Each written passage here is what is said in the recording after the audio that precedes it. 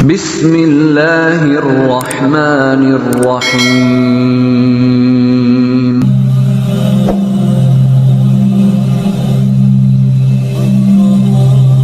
Buya Yahya menjawab. Kemudian pertanyaan selanjutnya, Assalamualaikum Buya. Assalamualaikum warahmatullahi wabarakatuh. Saya hamba Allah dari Tegal Buya. Izin bertanya, saya sering bangun tengah malam untuk tahajud Buya, untuk minta sama Allah agar dilepaskan dari hutang. Saya berhutang untuk buka usaha Buya, tapi kok malah nambah saja hutang saya ini Buya. Bagaimana solusinya Buya? Terima kasih atas jawabannya. Baik, usaha itu kan ada dua cara. Memohon kepada Allah. Yang kedua adalah usaha zahir. Dia sudah tahajud ingin menghindar dari hutang, dia sudah punya hutang. Akan tapi caranya dia itu masih saja seperti dulu cara kerjanya. Bekerja tidak lihat dulu pertimbangan bisnis, minjem duit lagi. Nah, ngutangnya masih jalan. Gaya hidupnya belum dirubah.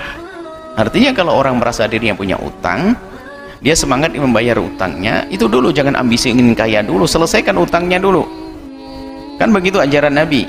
Kalau memohon kepada Allah agar dijauhkan dari utang, minta kepada Allah agar diberi petunjuk rezeki yang halal yang bersih, kemudian cita-cita untuk bisa membayar utang, dan gaya hidupnya pun dikurangi, jangan foya-foya saja. Sekarang punya utang, sudah punya utang, gaya hidupnya nggak berubah, ngutangnya pun juga nggak berubah. Biarpun tahajud ya ngutang lagi, besoknya ya nambah. Dia gimana nggak nambah, dihitung sama orang kok. Kita harus berubah dengan cara hidup. Dan kami selalu berpesan, jangan biasa menghutang. Lebih baik hidup dengan kesederhanaan, ya. Nasi liwet tanpa punya utang. Karena hutang itu ngerepotkan, apalagi orang biasa ngutang, penyakit. Lihat, hidupnya akan susah, akan punya ambisi terus, ambisi untuk, karena ngutang itu sendiri adalah ambisi. Padahal dia sudah cukup, harus ngutang, itu ambisi. Yang kedua, untuk menutup utangnya kan harus dengan cara yang bermacam-macam sehingga bisa masuk haram di sana. Paling enak hidup adalah tanpa hutang. Katakan apanya? Usdun bin nahari wa hammun bil laili. Siang malam gelisah.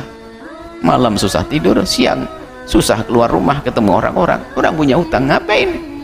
Biasanya punya utang dua model manusia. Yang pertama adalah cara hidupnya yang nggak benar. Gampang ke bawah cara hidupnya orang lain. Ikut-ikutan.